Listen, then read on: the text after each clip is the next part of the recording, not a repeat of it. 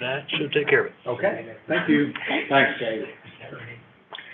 Resolution number 09-22, resolution authorizing lease of office space at 1990 Barrett Court, formerly Peabody Building, to Henderson City County Planning Commission, and authorizing mayor to execute lease agreement. And municipal order number 18-22, municipal order authorizing lease between the city of Henderson and the Housing Authority of Henderson, Kentucky, for the Dixon Hall facility located at 342 South Adams Street, Henderson, Kentucky, and authorizing mayor to execute same on behalf of the city. That housing authority lease has to do with the police, has a station over there at the Dixon Hall facility, and that's what that has to do with. Is there any of those items that anyone would like to pull off the consent agenda? Being none, is there a motion to approve the consent agenda? So moved. Second. Motion and a second. Roll call, please. Commissioner Staton? Aye. Commissioner Thomas? Aye. Commissioner Vowell? Aye. Commissioner Pruitt? Aye. Mayor Austin? Aye. Next is second readings, and we have a second reading for an ordinance accepting public improvements, the sewer system at Pebble Creek. Ordinance number 06-22, ordinance accepting public improvements.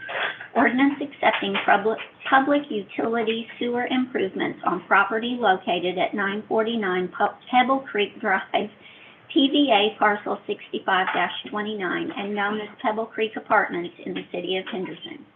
Is there a motion to approve second reading, please? So moved. Is there a second? Second. Any questions or comments? Roll call, please. Commissioner Staton? Aye. Commissioner Thomas? Aye. Commissioner Vowell? Aye. Commissioner Pruitt? Aye. Mayor Austin? Next is second reading of ordinance amending zoning district. Ordinance number 07-22, ordinance amending Appendix A zoning. An ordinance amending Article 30 Riverfront Zone, Section 30.05 RF4 Riverfront Residential of Appendix A zoning of the Code of Ordinances of the City of Henderson to allow family child care homes as a conditional use. Is there a motion to approve second reading? So moved. Motion to approve. Is there a second? Second. Any questions or comments? Roll call, please. Commissioner Staton? Aye. Commissioner Thomas? Aye. Commissioner Vowell? Aye. Commissioner Pruitt? Aye. Mayor Austin? Now we have a first reading of an ordinance amending Article 7, purchasing, sales, and contracts.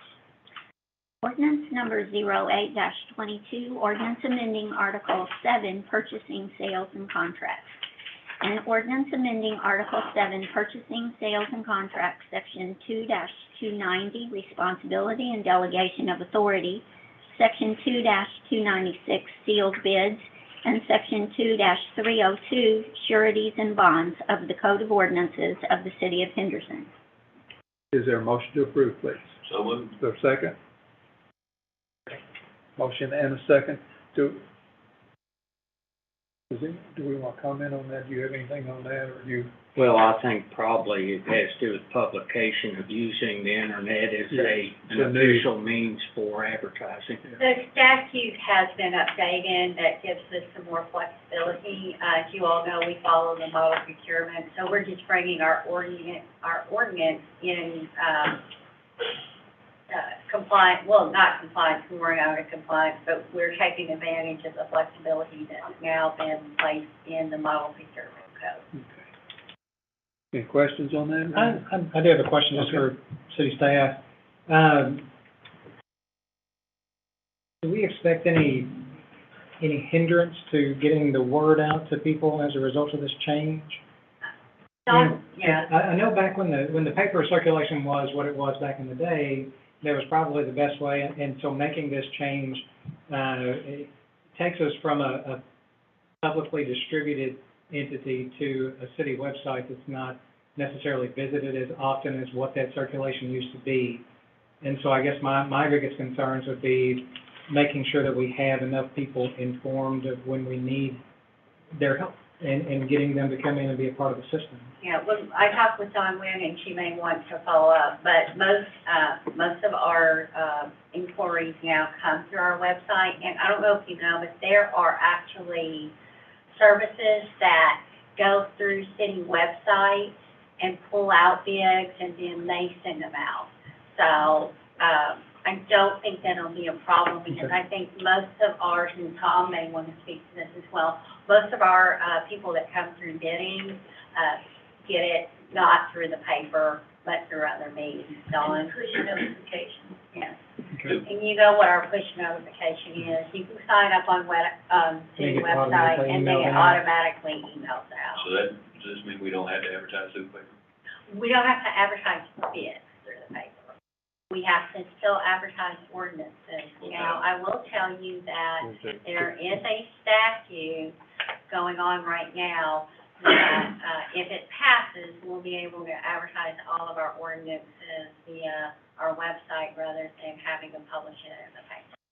Also, that save us.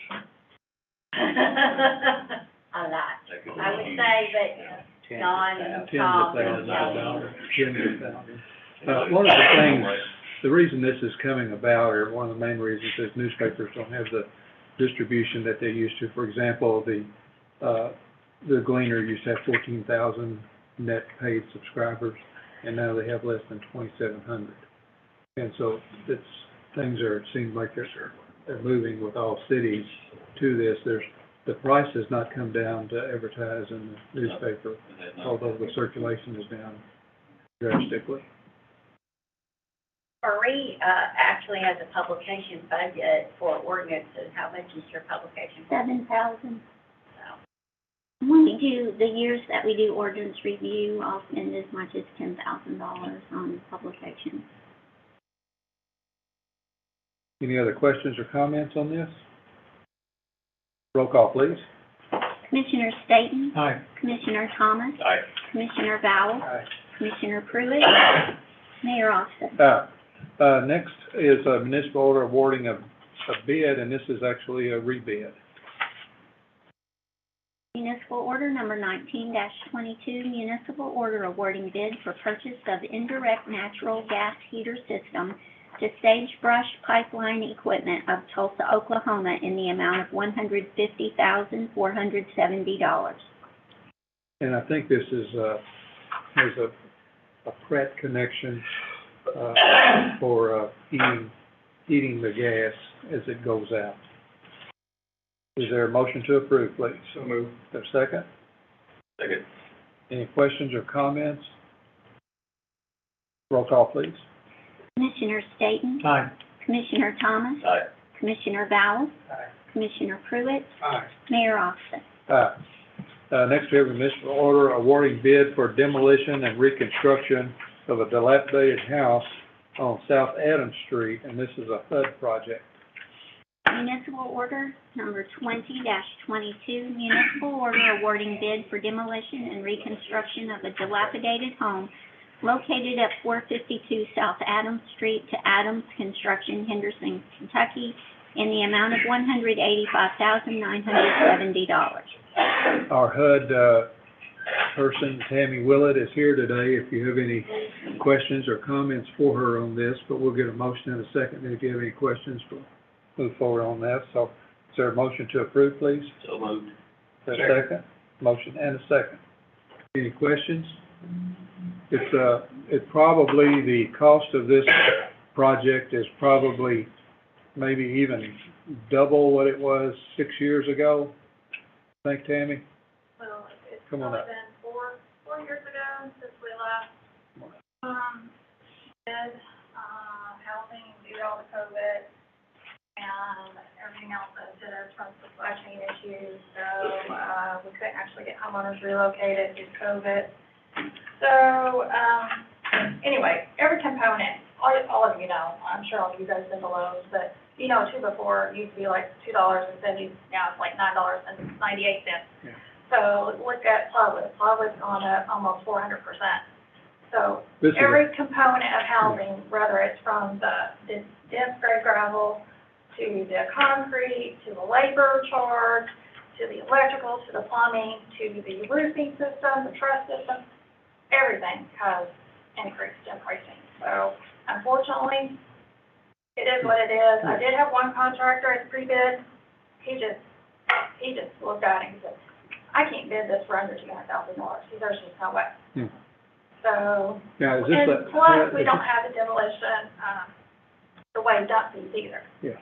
So before, we had those, now we don't. So that's an increased cost as well. Is this a HUD 100% payment? It is, for the homeowner, due to their income range. Yeah. When homeowners fall within a different income range, there's a percentage that they have to pay. Normally, it's anything over $45,000 in hard cost. But, we kind of got to go back and review that policy because of all the inflation. Mm-hmm. So, it's hard for a homeowner to say, oh, a house costs now almost double, and you expect me to come in for $45,000. So we need to extend the grant a little bit more to allow them to get private financing. Okay. But yes, these homeowners are both low income, Any questions for Tammy? Hey, Tammy, this is, 1,200 square feet? 14, almost 1,500 square feet. Even the price for a single-home window is doubled in price. Everything's doubled, so unfortunately. Something's triple. Tripled, and I hate it because it's getting into the number of homes that we can actually do. I had 6 homeowners that were slated for new construction, and we're having to push them back until we can get these costs. Till we can get some of these costs done, and then get some more grant money and get them in. So they're patiently waiting. Did we do a modular home at one time? We are doing a double wide, because it's a 1-for-1 replacement. It is actually the demolition of the mobile home. Okay. It's a 1-for-1 replacement. The reason on that, and the cost on that is even doubled. We're putting out, a double wide for $155,000 when we can build a, single-family home, stick-built, for probably $170,000. So that tells you the cost. Right? Other questions? Just for comparison's sake, they're doing that expansion out in the Canoe Creek neighborhood. Right now, they're selling, if you remove the lot cost from the price that they're charging, their houses are between 1,200 and 1,300 square feet, and they're in the 160 to 170 range for that size. And so 180 that includes demolition for a 1,400 to 1,500 square foot home is not out of line with where house prices are today, unfortunately. So. And these are not even with garages. I mean, they do have more square footage, because, we do have more, this one here that we're building is like 1,450. But I think those are 1,200 with the garage, so yeah. Yeah. Cost is- Okay. The last thing, I just want to thank you, Tammy. You've been doing this quite a while, I know. I have some great, You I have, have some patient homeowners. right, so- you have, affected a lot of people, kids' Got some lives. lady changers coming in this week. It's a full plate right now, so it's fixing to, We thank you. all right, thank you. Thank you.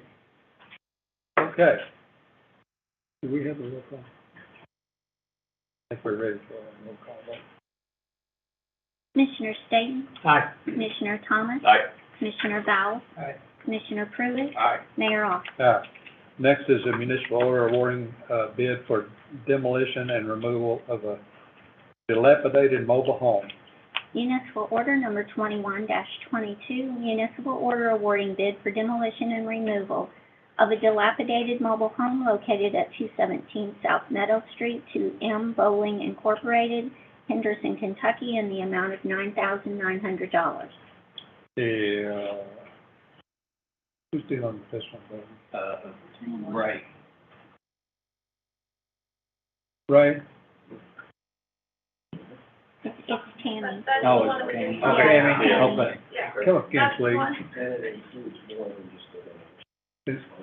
Is this, $9,000 just demolition? That's the disposal, the demolition, and then the apron, driveway, sidewalk, to where the new mobile home is gonna be placed. Okay. Is this also a HUD project? It is. Okay. Okay, thank you. Is there a motion to approve, please? So moved. Is there a second? Second. Any questions or comments? Roll call, please. Commissioner Staton, Aye. Commissioner Thomas, Aye. Commissioner Vowell, Aye. Commissioner Pruitt, Aye. Mayor Austin. City managers report. I have three things. Dylan, I hate to put you on the spot, but could you bring Crystal to the podium and introduce her, please?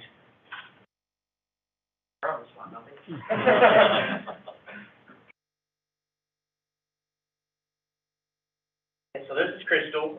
If you all remember, Brenda Weddington, she retired in, is it November? October, yeah, I was gonna say it's been so long already, it's hard to believe. But Brenda retired, and then Crystal, we just recently selected as our new Heart Transit Superintendent. So she took over, I think, effective this week. I think this is your first official week. So she's been acting as the interim ever since Brenda retired, but, yeah, she's been doing a great job and has really, already started to implement some things that we wanted to see, and so I've been really proud of her so far, and so this is the new face of Heart. Congratulations. We thank you for your work. Crystal has grown up through the bus system, correct? How long were you a bus driver? With the school system for 6 years before I came here. 11 years. You still have to drive a bus on occasion, don't you? The next item is Teresa Ritchie, do you mind to come and give an update on the administrative holds?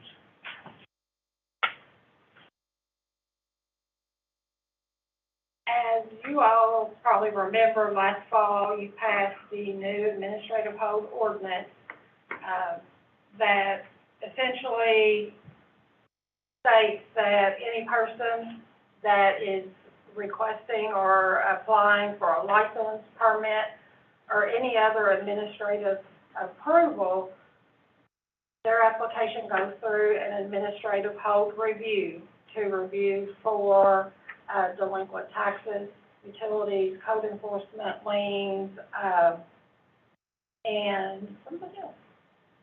Oh, Yes, liens. Yes, and occupational license, I'll have to get that one. So just as an update, we started official implementation of the policy on January 1st. As of yesterday, we had completed 226 reviews, and of those 226, 32 were placed on hold. So that's 14%. 19 of the holds had been resolved, and we had collected $21,290 in delinquent fees in the 4 different review departments. And in addition, some of those had at least 8 that, although they weren't delinquent in fees, they were delinquent in their filings for occupational license. Either they hadn't filed all their net profits or their payroll returns. So we had 8 businesses or entities become into compliance with all of their occupational license filing. And I just want to add, although it was prior to the official start of the administrative hold, Janet, the ABC license, had always requested a review of delinquencies when she was issuing her ABC license. So we used her list as a kind of a trial run. And I don't have the totals of what was collected, but there were 77 ABC reviews, 33 holds were generated from that, which was 43%. But when you think about this, the one thing that stands out to me is there was 100% compliance with those holds because it affected their ability to sell alcohol.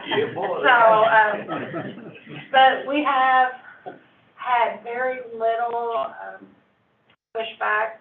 If we place something on hold, the person has contacted the appropriate department and come in, and for the most part, they have paid their delinquency so that they could get their approval.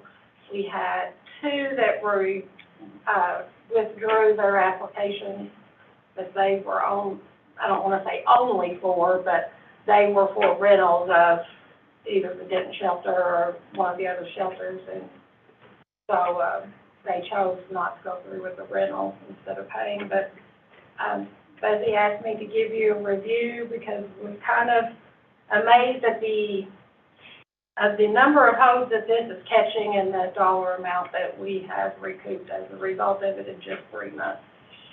Thank you, Teresa. Thanks for your work on that. Everybody that worked on that in the city, we appreciate that. Well, there are the 4 departments, there is 1 dedicated reviewer and 1 backup reviewer, and they have done awesome.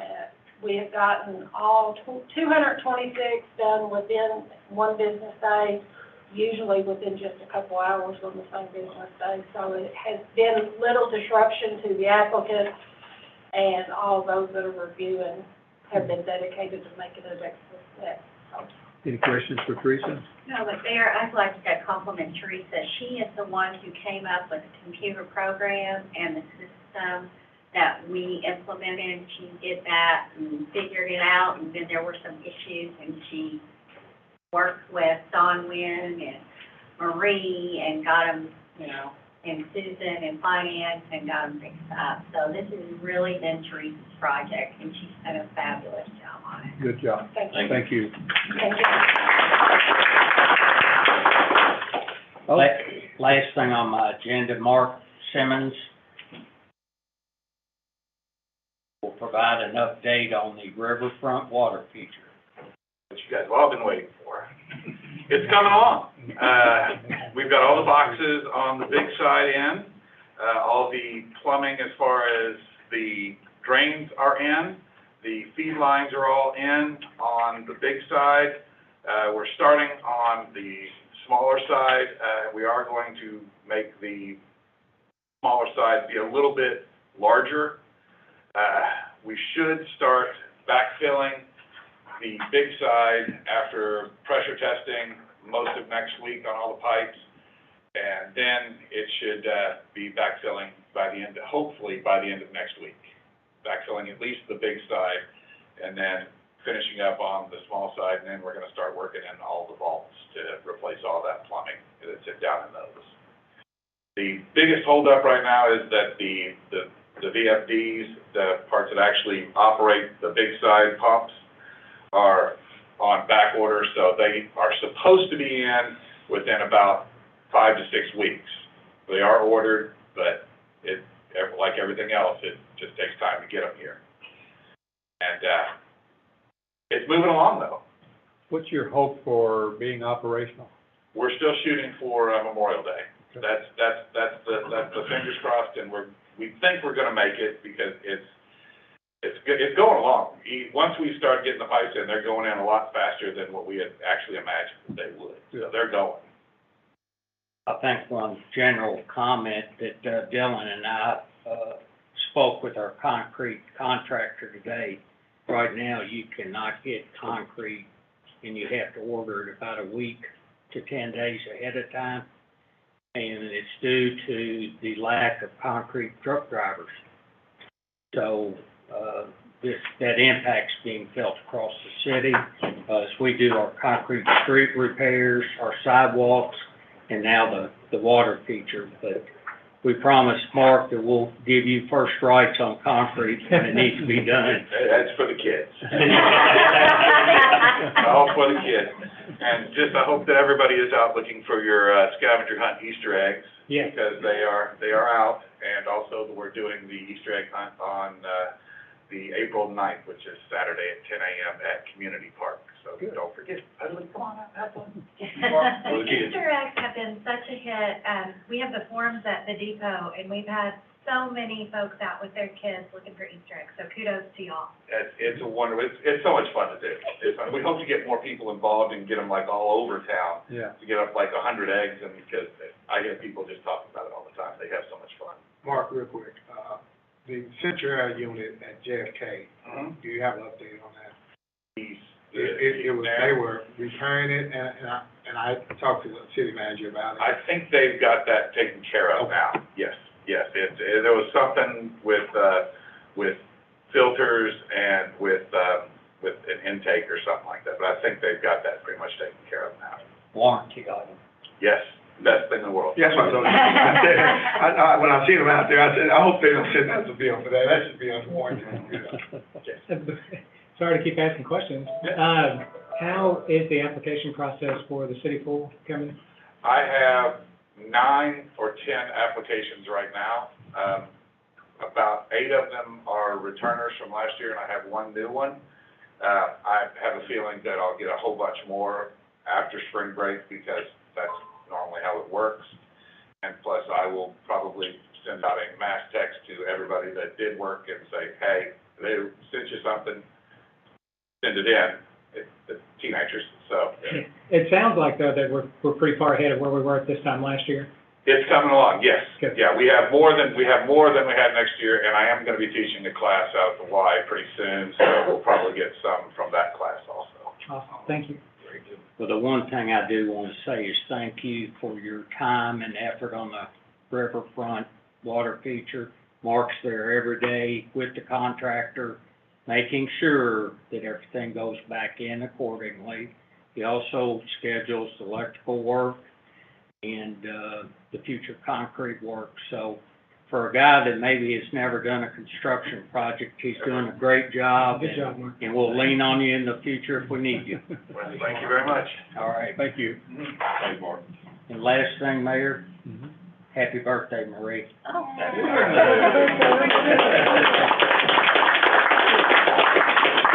Good deal. Okay, the city manager has a status update on the entertainment district. All right, okay, entertainment district, can you all see that okay with I put that over there? Maybe that's what, all right. So as you all know, some cities in the state of Kentucky have started doing entertainment districts. They first started at 4th Street Live in Louisville. And, for a long time, we were not eligible. We did not have a venue that would, allow us to be eligible. But now the state law has changed. And so now we can get an entertainment district license. And I want to say, and I know that Austin and Rodney understand what this means, but under this, the city is the holder of the license. So we are the responsible party to make sure that all regulations and all laws are followed in the entertainment district. If we fail to do that, ABC will not cite our participants. ABC will cite the city, can fine the city, or could call us to a hearing, could revoke our license. So I'm not saying we should do it, I just want to make sure that you all understand that in doing this, we will be the holder of the license. So, the proposed map, so how an entertainment district works is that we can create a map where people can carry alcohol that they purchase from ABC licensed businesses. So this is not where people can walk in with a bottle of wine or a beer. They have to purchase this from an ABC licensed business, and they have to remain in the area. So we have been working, Abby and Lindsay, and I know Rodney's been in some of the meetings with the local businesses, talking about if this were to happen, where would we want the area? And so right now, this is the proposed map, but one of the things Lindsay and I just talked about is we may want to include the tennis courts as well, because during their tournaments, they may want to be able to allow people to walk down there with alcohol. So the state rules, really, if you're looking under state law, you need to look at the KAR, because it's the KAR that really tells us what we can do. And what it is, what I just said, is it allows people to walk around in this district with alcohol that's purchased purchase from a another ABC license. So, in order to do it, we have to possess the common area by deed lease or permit, which we own the downtown streets and sidewalks. We must provide adequate security. So as a license holder, this is one of the responsibilities that we have to meet. We have to ensure that any portion of the public thoroughfare, including the common area, is controlled for public safety for both vehicle and pedestrian. And we have to give written permission for this to happen. Now, the big thing that this allows us to do is it creates an exception to the open container law. And the way that it does that is when the entertainment district is open, it becomes a licensed area. And if you're in the licensed area with an open container that's purchased from one of these, you are not in violation of state law. So, the EDC license shall prohibit patrons from taking alcohol beverages outside the physical boundaries of the EDC. And so, for a while, people were just putting up signs and saying, don't take alcohol beverages beyond this point. However, last year, ABC, and remember, ABC is the one who interprets their own regulations. I'm looking at Rodney because I think he They're on a totally different wavelength. Yeah. So they sent out a letter to all entertainment destination center ABC licensees that clarified that the EDC holder must physically monitor these boundaries for compliance. So enter and exit points will have to be physically monitored to make sure that individuals do not take alcohol outside that area. Don, question. Sure. Is there enough leeway in that definition, to be so that we don't have to man it, we can control it by video camera? No. You have to manage. Yes, Manny. Okay. What will happen, you'll have ABC there's a big event going on, just like Andy Fest, they will come down and scout it, yeah. So at some point in time, there'll be somebody on the other side of that fence just waving. Yeah. So under our current proposed map, these are your exit points. So you're looking at 6 exit points if we just put it on one side of the street. So, some people have said, why don't you make it a bigger boundary? Well, one of the things is, if we make it a bigger boundary, we're gonna have to have more people in which to monitor this.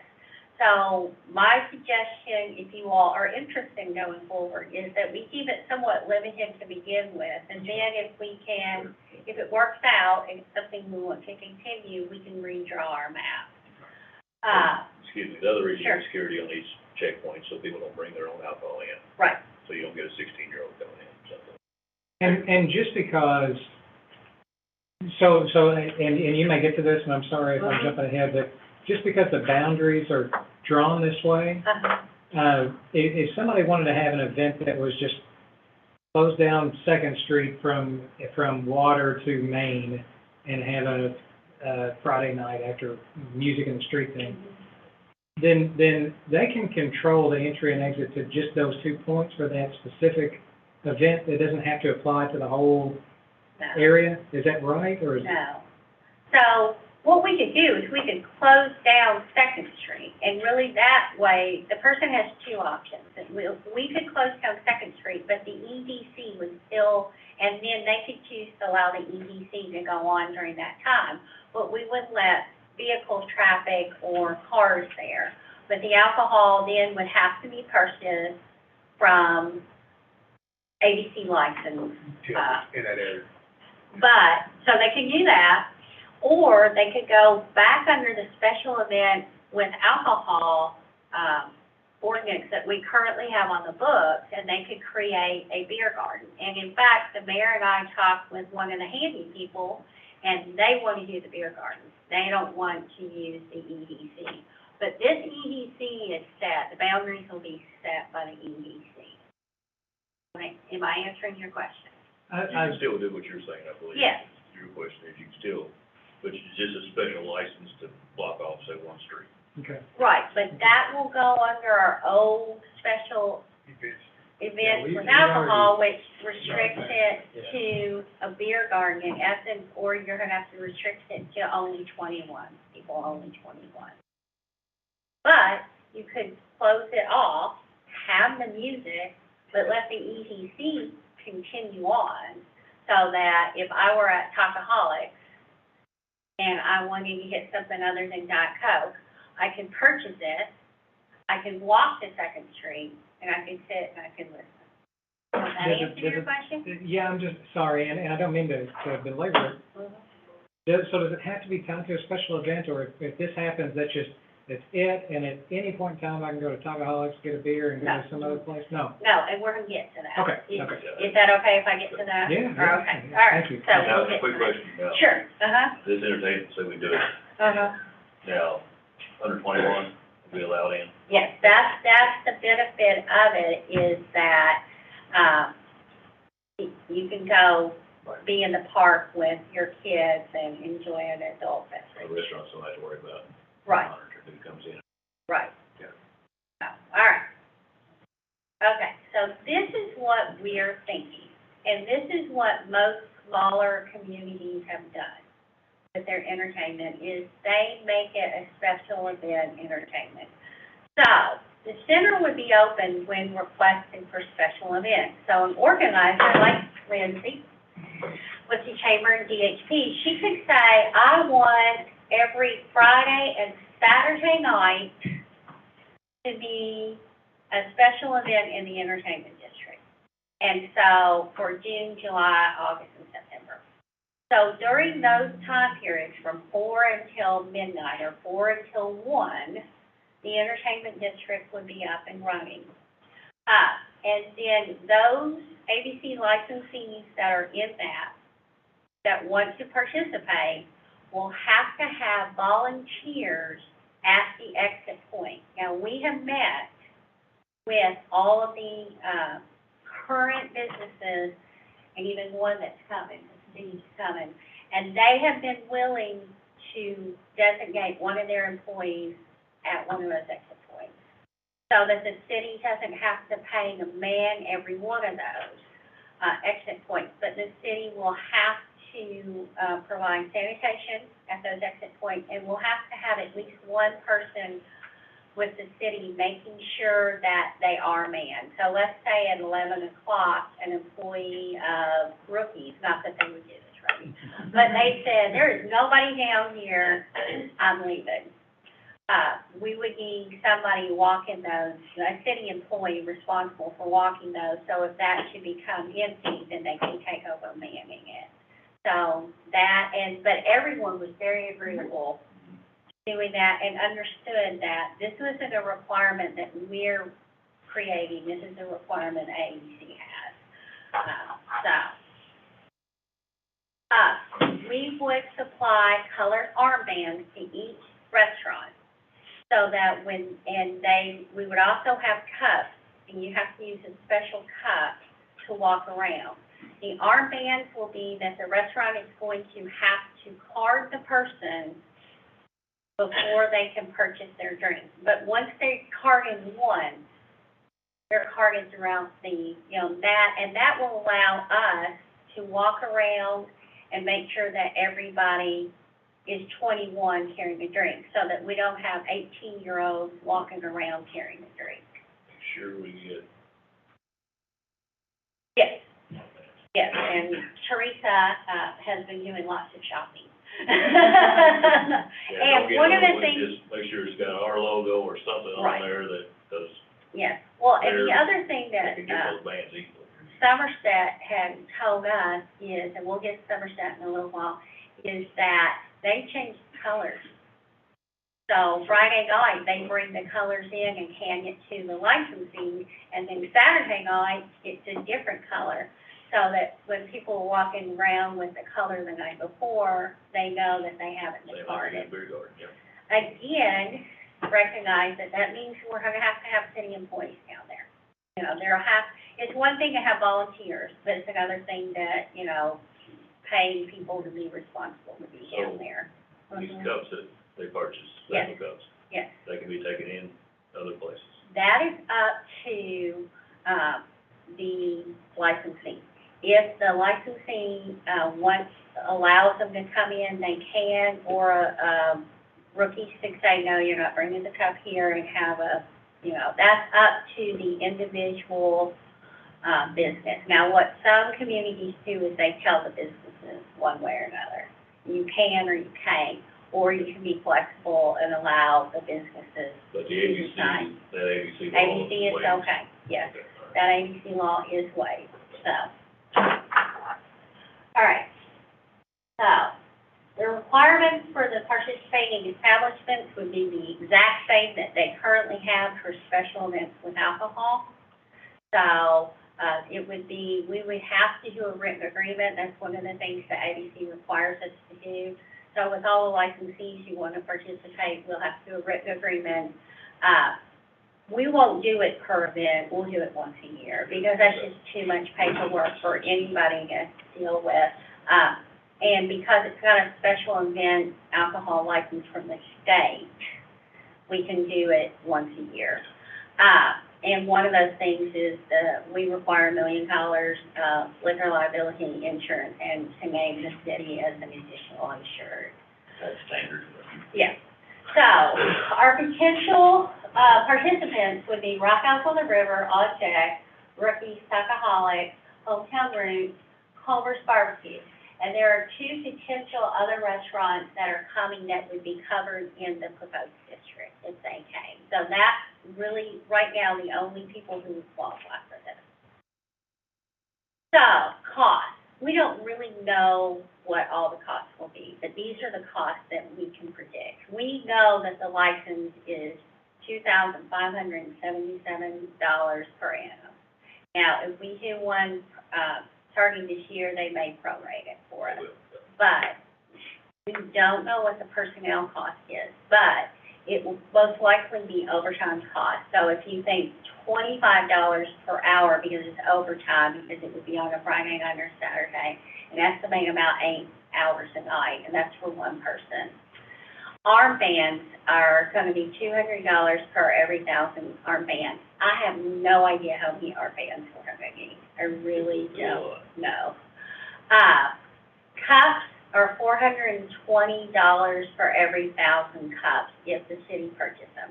Some cities sell the glasses to the participants to cover the cost, and we'll get to cost in a minute, or fees in a minute.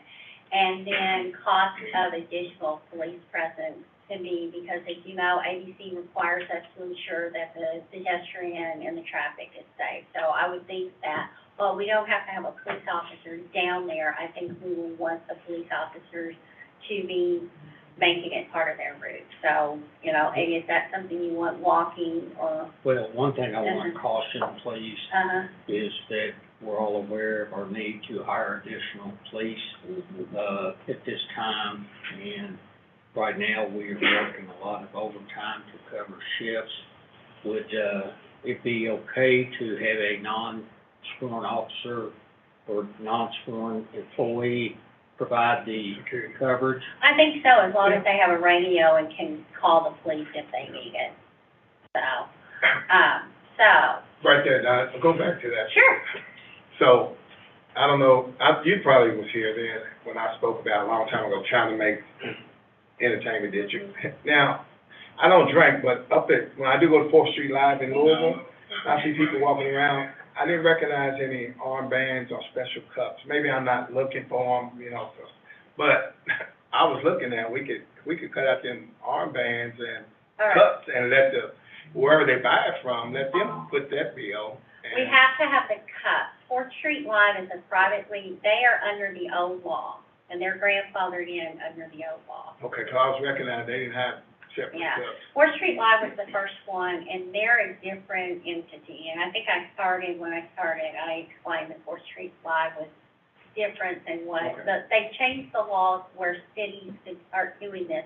Because before, it was always supposed to be contained where there wasn't vehicle traffic and stuff. And by expanding this, these are things that they do require for us. So you are correct. Yeah. It's just that. And the armbands actually help us, because remember, it's our license, so we can ensure that if an ABC enforcement officer might walk down and ask someone to see their, ID, who's carrying a cup, you know, if we've got an armband, we can somewhat ensure, and say to ABC, we did the best we could to make sure that we don't have any underage drinking, because remember, 4th Street Live, the city does not own that license, but we will own our license, so we're the ones responsible. So on the arm, what kind of armbands are we looking at that cost $200 for 1,000? The paper ones, The ones like they use at Tri-Fest? Uh-huh. But you did, but like I said, you want specific logo on it, so somebody else can't get a hold of it. Yes, that was, the quote that was obtained was with a long collar imprint, something specific to the entertainment district. The candy And copy, the cost went down the more that you bought. Right. you'll need a lot more than 1,000. All right. Now, the reason for the cup, Robert, is for us, you have the cup, then you can come in, if we allow it, you know, like, you come from hometown down to on deck. If everybody allows it, you can walk in with that cup. Okay. But you can't get a cup off the street, fill it up with it, and walk in my establishment with it. But if you don't, if all the restaurants Just leave it. won't let anybody in, there's no reason for a cup.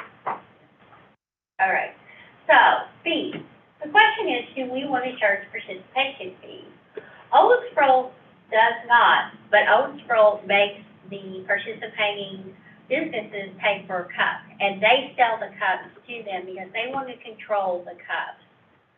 We want to, and remember, on personnel costs, we're going to have someone in the city to oversee this, so somebody's going to have to start doing this. In Somerset, they don't charge, but they charge $5 per armband. So in Rookiesburg, pay, 500 armbands. So I charge $10 for them. Paducah charges an annual fee of $250. To who? Paducah, To who? to like rookie hometown rooms. Because what we'll do, is, if you all want to do this, is we have to prepare written agreements for every one of these. And these fees or the costs will be included in those agreements. So that is Yeah, a we want to question. nix that one, yeah. Huh? We want to nix that one.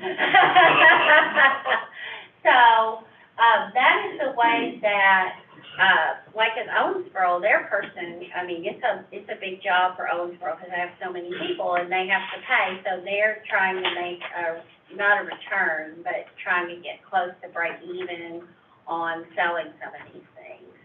So, I could see charging for glasses, because that could get out of whack. But I could see You could a, use a lot of glasses. but I could see a desire for wanting to break even and not dipping into taxpayer funds to do Right. something like this too. right. And you don't want to get too deep, where all of a sudden it's like, it's costing the city a lot of money, and we're benefiting off of it. So, those are questions that are above my pay grade. And those are your all's questions. Right. The other thing is, some of the cities have adopted a name for the district. Paducah's is the downtown, Louisville's is 4th Street Live, and actually Louisville has another one out by the Highlands, in the Highlands District. Owensboro is the district, dine, drink, and discover. Frankfurt is the mix, meet, interact, experience. Oh, and I heard from the Frankfurt city attorney, they don't charge a fee, they charge for the cups. That's how they do theirs. Newport is not a separate name, it's just Newport at the levee is the way theirs go. So, what I told Lindsay and Abby is, that's not what I would call new marketing. So if you all wanted to do that and come up with a name, I think that we would defer to Donna and Abby and Lindsay to come up with something rather than recent. But those are names. One of the things that I talked about, if we do this, it's gonna take training. I think you're gonna have to train Hendersonians as to how this works. And one of the things I thought about, but I don't know, is to have flags made. And so the nights that the entertainment district is up, that we would put flags on the light poles. And whatever the name and the logo is, we would put that on there and and we put them where the entertainment district area is, to make people aware, okay, I can be here, this is the boundary of it. Because I think that people will, They'll abide by the rules. they'll abide by the They just need to know rules. what the rules are. That's right, and so I think it'll be training. Now, there'll be a few people that won't, but other than that, but I think that if you all want to do it, it's gonna take some time, and we'll have some hiccups along the way, trying to train people. So, if this is something that you all are interested in doing, these would be your next steps. We would need to finalize the proposed map. We would prepare and pass an ordinance, and that'll take 2 readings. The ordinance actually doesn't have a lot of the stuff that we talked about, because a lot of the stuff we talked about is actually in the written agreement, the cuts, things like that. Then we would have to submit our application to ABC, and then ABC has to come down, walk it with us, talk about where they would want the entrance, the exits to be located, and then if they approve it, then it's just like any other new alcohol license. It has to be advertised for 30 days for a comment period. And then during that time, we would work on the written agreements, getting those signed, and getting the cups and armbands ordered. And we'll have to change job descriptions in the city, because this will have to fall within somebody's job description. And so those are the things that we would do if you all are interested in going forward. Lindsay, you want to say anything? And let me say, Lindsay and Abby have been wonderful throughout this and helpful in all this. You want to say anything? Only thing I would like to add is that we did include Rodney and all of those businesses that were listed, to see if it was something they would be interested in. And they also liked the idea of, instead of having it be an entertainment district all the time, that we do have just the specific dates set. That was something that was, all agreed We don't upon. have the manpower to do it all the time. Right. Okay, Rodney, especially since, you got rookies, and you can give some insight to this. What kind of effect do you think it will have on your business? Growing it, or maybe a negative, because of, Oh, it definitely would be positive. Anything that brings people downtown, we all benefit off of. okay. It's just a matter of getting the base rules down where everybody understands what they can and can't do, and all conform. It'd be a no-brainer, it'd be great. You won't have any negative effects of it. Just everybody will be on their best behavior. You won't see anything out of line as long as we're controlling entrances and exits. The only thing that scares me is a kid sneaking in their own alcohol, walking down the street drinking it. And that will have a negative impact on everybody. Yeah. But if they're manned well, this could be a positive, definitely positive in downtown. One thing, entertainment during the summer, makes the city more alive and more exciting, people spend more money, and that's a great thing. But I would like to see some numbers and estimates of what it's gonna cost before we, go into the car, because we're gonna have more. Most of the places that I looked up, they did have a policeman at one exit and a policeman at the other exit. Some of the other people had on security jackets that really weren't policemen, but they did have walkie-talkies, but they weren't policemen. But there was real policemen at the main exit and one in and out. I think that 4th Street Live hires off-duty police officers for theirs. Abby, do you have anything you want to mention on this? No, I think it's an exciting thing to look at and to consider, and similar to what Rodney said, the more we can get people out and not just going to dinner or teas and going home, but maybe bouncing around to a few of our restaurants, and that's the more dollars coming into our community, so I think it would be a really positive thing.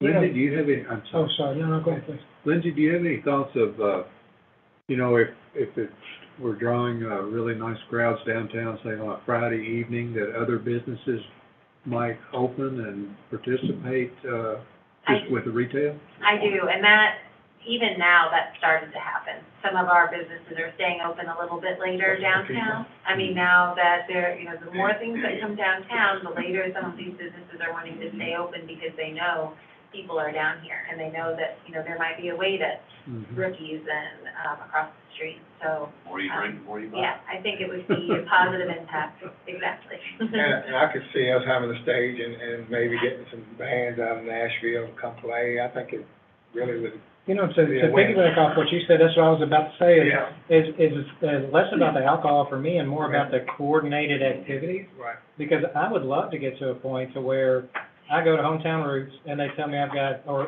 Rookies or wherever, they tell me I've got a 45-minute wait. And instead of waiting in their lobby and trying to keep my kids behaved, we can walk around and listen to music that might be set up or go to a shop, and then that restaurant just text me when I'm ready, and, you know, just because of the coordinated activities, it'll make the whole experience better for everybody who goes. So, Or you can get a drink and walk around. good. Yep. And even if it's not like an organized concert, Right. I think it would be cool for just organic entertainment to pop up, like you have Local people. this guy just playing That's the right. guitar, you know, and I'm on this kick with like balloon animals. Maybe there's someone like walking around with a, doing balloon animals. I don't know, there's some family-friendly stuff going on He's here. killing rookies all the time. You may have some local artists that, you know, want to come down and play.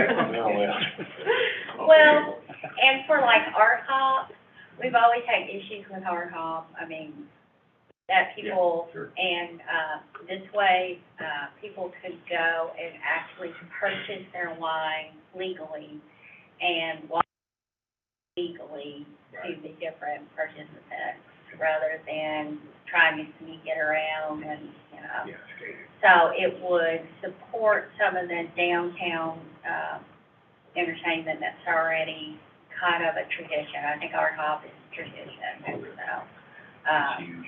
yes, and so that would make it, you know, so now we wouldn't be as concerned with the, you know, this would not help Sports Fest, but, I mean, it would be able to help us with some other things.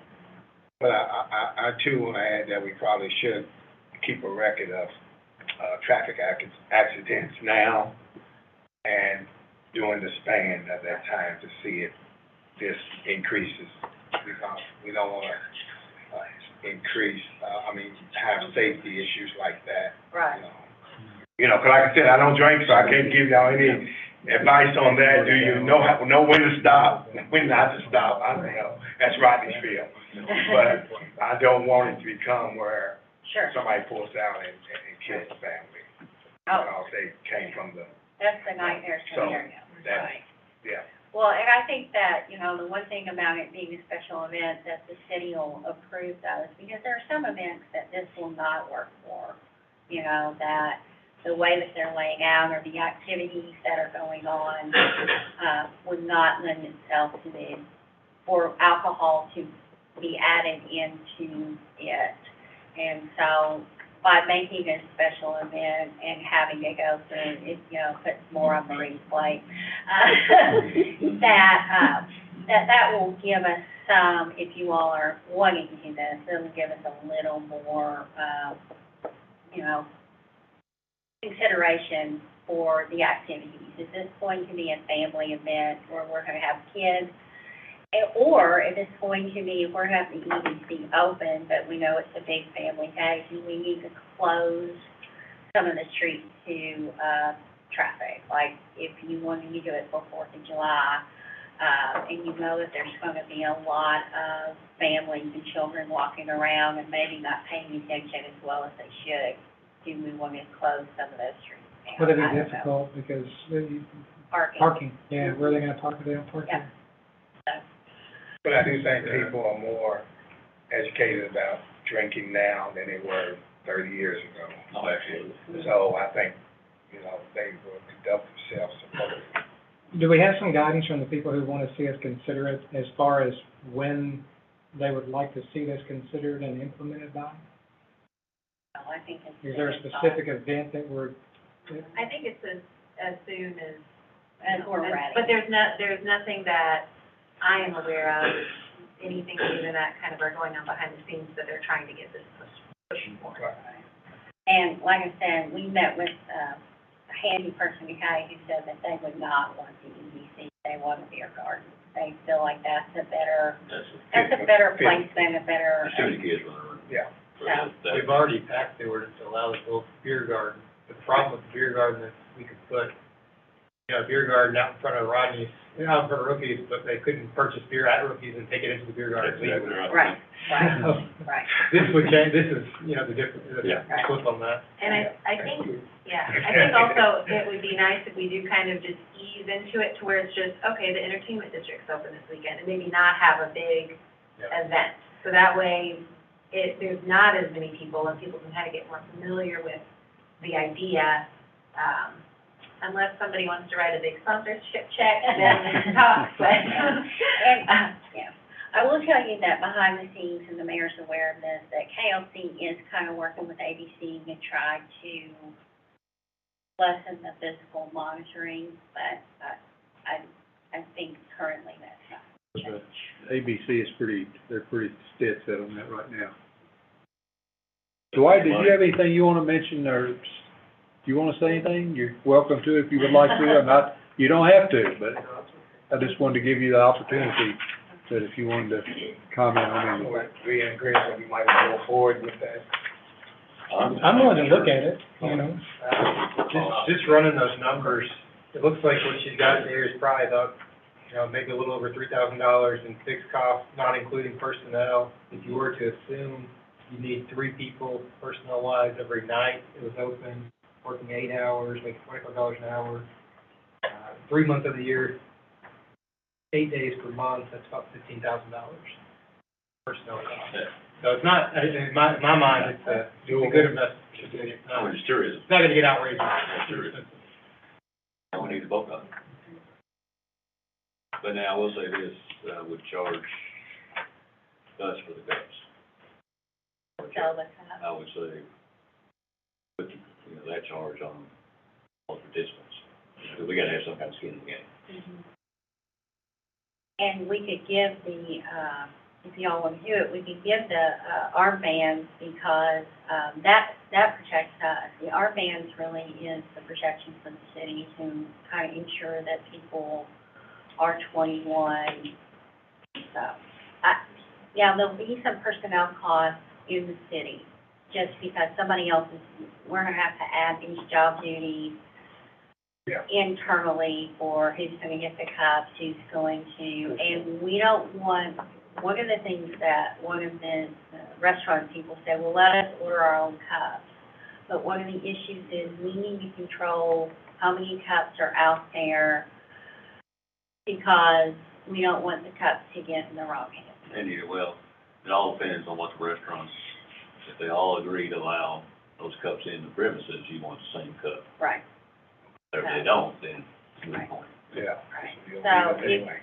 so it sounds like you all want more on this, so we'll keep working on this and bring something back to you all. You may want to consider changing the color of the cups as well, so that somebody doesn't come one night and then take the same cup back. Right. Yep, true. Right, and, Okay. and that's always gonna be an issue because of the way that our parking is, that, people can walk up and put the cup in their car, and I can't figure out a way to prevent that part, but that's a good way of changing the cups out. Well, I think it'll help our city, image-wise. Got something to do past 9 o'clock. Our thought generally that, we charge for the cups and sell those to the vendors, let them sell them to customers. We wouldn't sell. We just, if you purchase something. Yeah, there's there, solo I would cups. put it in that cup, but I would put the cup cost on us, because that cup cost could get out of whack. So if this thing took off, they could go through 500 cups in a night, just us. Okay, final comments or questions? Thank you, Don, and everybody that worked on this, we appreciate it, and, we'll see how it moves forward. Okay. Well, and we'll have the, professionals come up with a proposed date. We'll get to work. Okay, we've got one other thing here before we get to the commissioners' comments, and that's the, Kentucky Clean Water Program grant. Tom's gonna tell you about. Yeah, this is the, two grants that the governor was here on the 22nd to announce. You were all, saw the big check. This is just authorizing the mayor to sign a commitment letter for both of those grants. And then we'll take it from there. Yeah, all right. So do we need a motion to do that? Yes, please. Yes. That way okay. we'll have it in our minutes. Okay. And I need two, because they're separate, or can we do it on I think one? we do it both. Okay.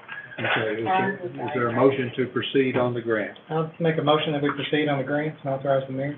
I'll second that. Okay, we have a motion and a second. Any questions or comments? Roll call, please. Commissioner Staton? Aye. Commissioner Thomas? Aye. Commissioner Vowell? Aye. Commissioner Pruitt? Aye. Mayor Austin? Commissioner Staton, anything additional tonight? No, thank you. Commissioner Thomas, anything additional tonight? Just remember the NCAA tournament's still going on, even though nobody from Kentucky's in it. Sad time. Yeah. Commissioner Bowles, anything this evening? Commissioner Pruitt, anything this evening? Okay, thank you. I think we are ready for a motion to adjourn. Motion to adjourn? Is there a second? Second. All in favor, aye? Aye. Thank you all.